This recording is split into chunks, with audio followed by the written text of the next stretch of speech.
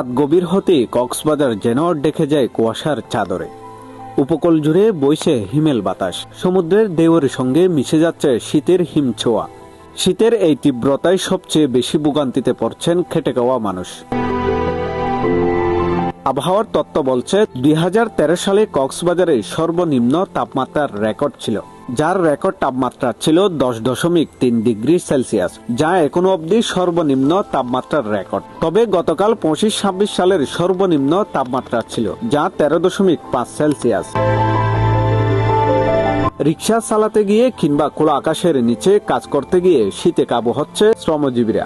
পর্যাপ্ত শীতবস্ত্রের অভাবে অনেকেই পড়ছেন চরম দুর্ভোগে। প্রচন্ড ঠান্ডা আবহাওয়ার প্রভাবে কমে গেছে শহরের কর্মচাঞ্চল্য।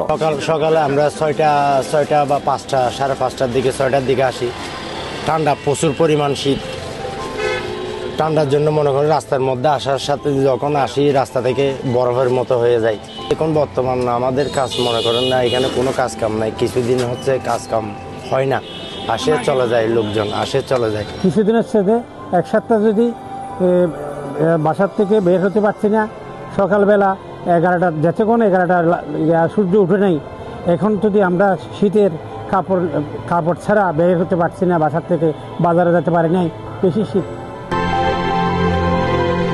আবহাওয়া অধিদপ্তর বলছে উত্তর দিক থেকে বয়ে আসা ঠান্ডা ও শুষ্ক বাতাসের কারণেই কক্সবাজার সহ উপকূলীয় এলাকায় শীতের এই প্রকোপ। বাতাসের গতিবেগ বেশি থাকায় শীত অনুভূত হচ্ছে আরো তীব্র।